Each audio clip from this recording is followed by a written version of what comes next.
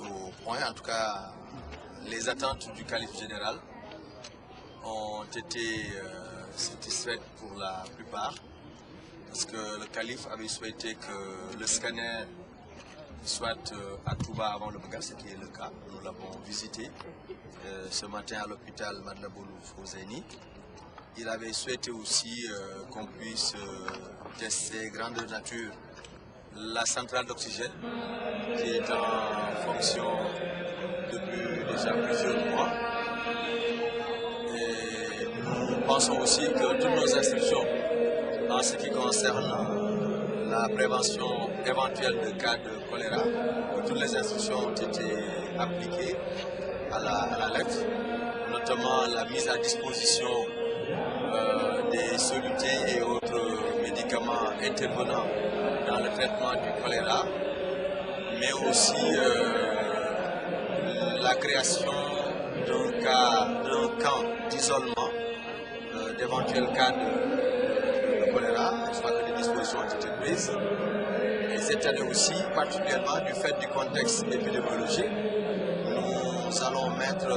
l'accent sur la sensibilisation, sur la prévention,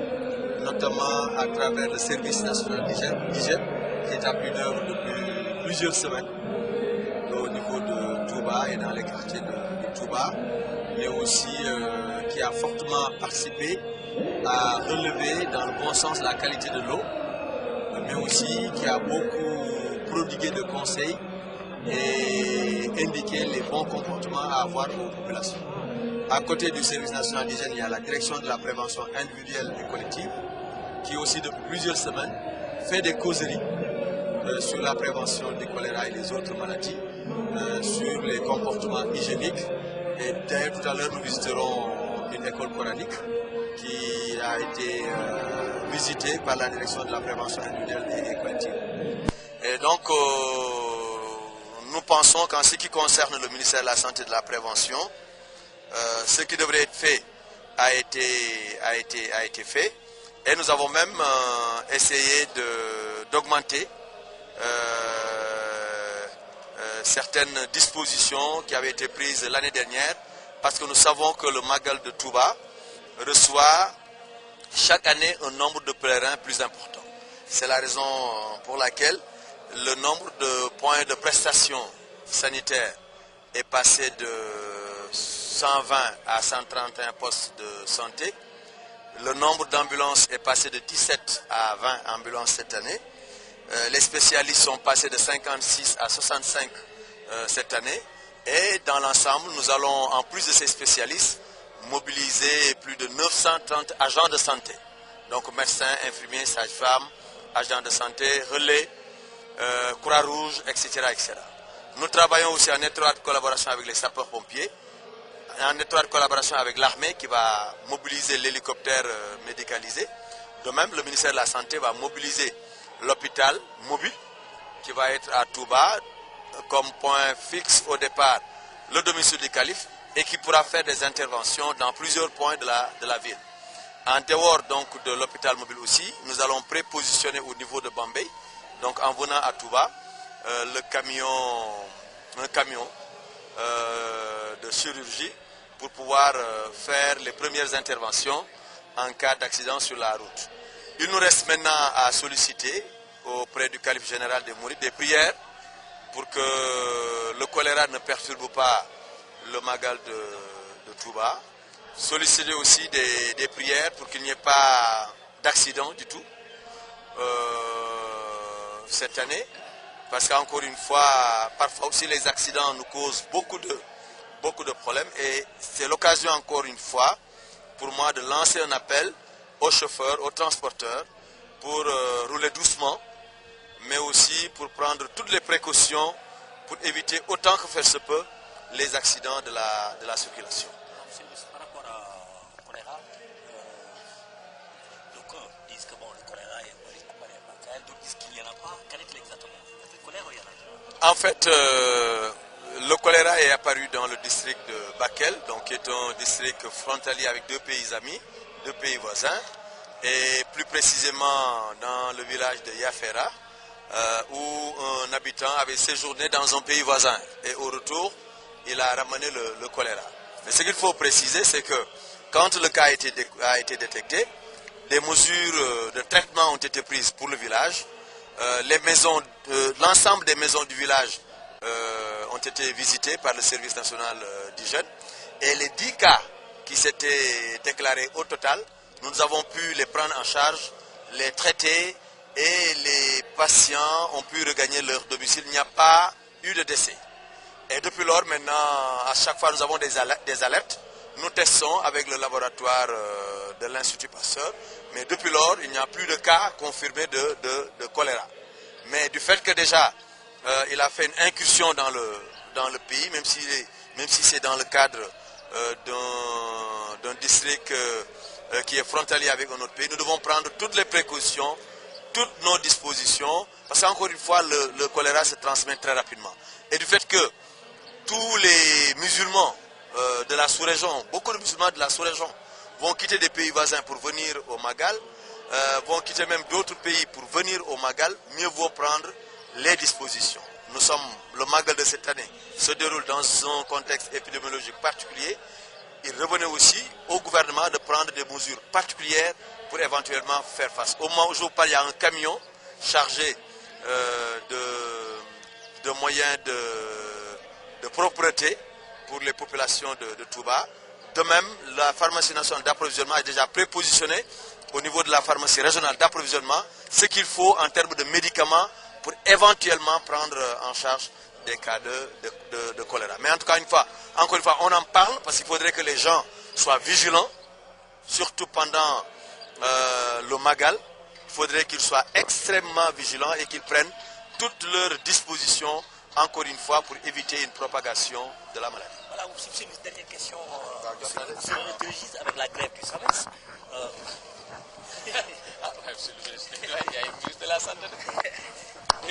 On les reçoit lundi, point final. On les reçoit lundi. On les reçoit lundi. On les reçoit lundi. Lépp yemb na bon comme on dit mënuñu ko waxee noonu mais jàpp nañ ne daal lépp li nga xam ne sëriñ bi digaloon nañu ko ñaan ko président Ablaye Wade defal ko ci bis bi ci wàllu wér-gi-yaram loolu yëpp def nañ ci suñu kamtalaay kattan ba jàpp nañ ne li ci ëppoon def nañ ko ba def sax lu nga xam ne ëpp na li sëriñ bi laajoon ngir rek bëgg a defar moo tax ma jàpp ne li ñu ci waroon def nañu ko ren nag dafa nekk màggal gu nga xam ne màggal gi dafay xew ci jamono bu nga xam ne dañuy waxu choléra xam nga ñun gouvernement du Sénégal amuñu lu ñuy nëbb amuñu lu ñuy laq-laqal ndax yu mel noonu da nga koy war di wax pour que nit ñi xam ko jël seen i fàgguteef jël seen matuwaay pour moytu ko donc ñu ngi waxu choléra yu nga xam ne mu ngi ci benn district bu nekk ci biir réew mi district bu Bakel bu kenn wax ne Bakel dafa sori Touba am na dëkk yu ko gën a sori Touba te incha allah daañ jógee foofa ñëw màggal si kon nag comme gis doon nañ ko fa fukki fan ak ñett ci weeru décembre ñu gis fa lu mat fukki nit yu nga xam ne dañu ko am gaa fukki nit yooyu traité nañ leen faj nañ leen ba ñu wér ba delluwaat seen kër te boobaak léegi mën nañu wax ne déggaatuñu ko moom même ca Bakel déggaatuñ ko fa mel na ne même Bakel choléra ba jeex na fa waaye nag fagaru dafa gën a wóor te comme màggal gi ñëpp ñu fi ñëw moo tax ñuy ñaan nit ñi ñu dëppoo ak ñu jël yenn fagute fi bokk na ci di raxasu bala ngay lekk ak ndox ak saabu bokk na ci li ngay lekk bul xaar ba mu sedd guy nga lekk ko mais bokk na ci itamit lépp lu nga xam ne yaa ngi koy dugal sa gémmiñ nga jënde ko ca marché ba wala nga jënde ko feneen nga xool ba xam date bi nga xam ne moom lañ ko war a jël ndax date boobu romb na wala rombul soo demee si toilette yi aussi ba génn nga raxasu ba set cin yeeg kawdir yi nga xam ne moom la ñuy toggee yi tamit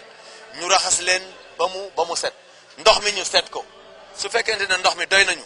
alhamdulilahi rabbil alamin su fekkee ne ndox mi nga xam ne moo la ñu war a naan doyuñu ñu xent ko segg ko tàbbal ci ñetti guttu eau de javel yu nga xam ne dana rey bépp doomu jàngoro bu nekkoon ci ndox mi jàpp naa ne ndox mi moom suñu fexe ba li ñuy naan sell rek yàlla mën nañoo musal ci choléra en tout cas jël nañ suñu disposition médicaments yi nga xam ne ñoo war a faj wax nañ ñu indi leen Diourbel daañ leen indi Diourbel mu nekk ci wetu Touba dana am yu bare bari daañ ko indi tamit indi ko ci biir Touba mais bu problème amee bu balaa yi nekk Touba jeex daañ mën a dem Diourbel jëliwaat yeneen wut nañ ci tamit benn camp bu nga xam ne dañ ko teg fee pour éventuellement ku mbir mi dal rek ñu mën la faa yóbbu ngir faj la ñu ngi ñaan bañ a utiliser camp boobu te jàpp nañu ne ak ñaanu sëriñ bi ak barke sëriñ bi ak bisu sëriñ bi man suñu xel mun na dal ci loolu tout comme aussi ñu ngi naan sëriñ bi mu ñaan ba ren lii di accident yi yàlla dimbali ñu ci ba mu am wala boog bu amee bu mu lor kenn wala bu fekkee mënut a ñàkk bañ lor yàlla bu mu lor ñu bari en tout cas ñu ngi ñaan chauffeur si ñu daw ndànk dal ndànk parce que daw ndànk dal ndànk du tee kenn lekk wërsëgam léegi nag ci wàllu disposition sanitaire bi jël nañu li ñu war a jël ci suñu matukaay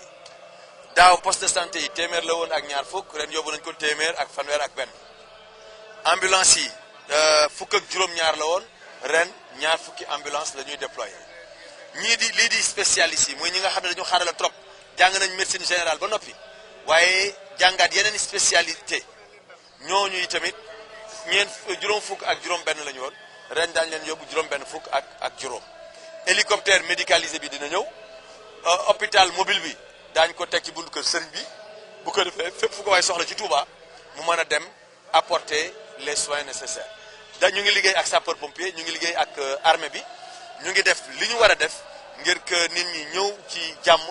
dellu ci jàmm bu ñu seetee total ci li ñu mobilisé ci agent de santé mat nañu 937 maanaam junni bu nga xam ne dafa manqué juróom benn fukk ak ñett loolu yaakaar naa boo ko yokkee ci spécialité yi nekk na lu nga xam ne lu am solo la ci total ba leen wax ne agent de santé yi mat nañu junni bu nga xam ne daañu leen indi pour ñu jublu ci wér-gu-yaramu pèlerin léegi xanaa xaj na li bees aussi ren ci màggal gi mooy Touba musul am scanner andi nañ leen scanner nu 4 barrettes nga xam ne bari na ay hôpitaux Dakar yu nga xam ne amaguñ scanner bu amee doole noonu ren incha allah ci biir Touba ci biir màggal gi dina liggéey ñi nga xam ne ñooy centrale d'oxygène bi tamit muy centrale d'oxygène tamit tàmbale naa fonctionné nga xam ne hôpital bi dootul jënd oxygène donc jàpp naa ne hôpital bi ñu ngi ciy jàpp te incha allah président Blay am na programme santé bu nga xam ne war naa yokk ay centre de santé ci biir dëkk bi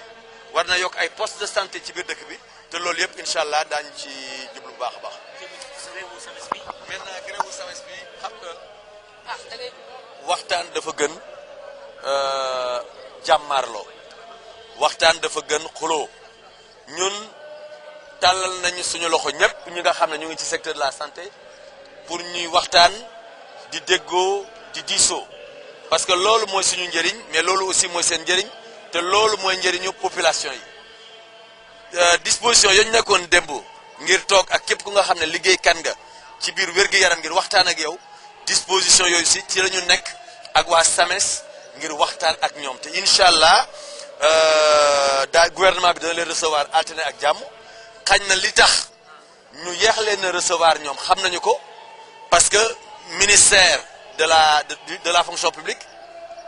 dafa changé Ablaye Makhtar Diop moo fa nekkoon léegi Khadim Gueye moo fa nekk il fallait que quand même Khadim Gueye jël service ba mën a toog waxtaan ak ñoom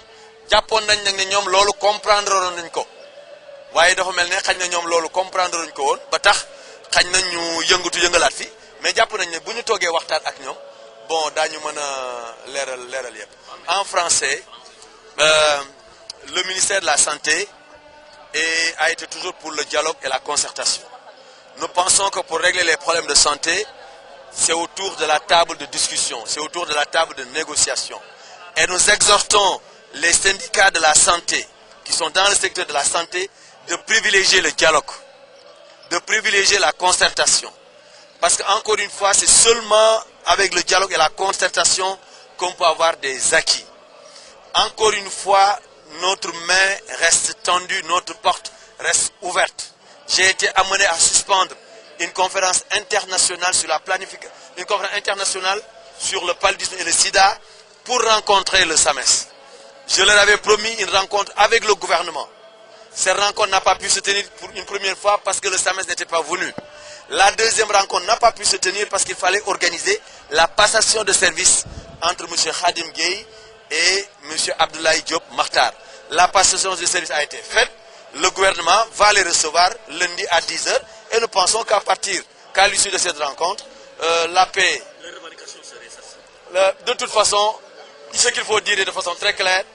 le gouvernement a respecté tous les points d'accord signés en 2010.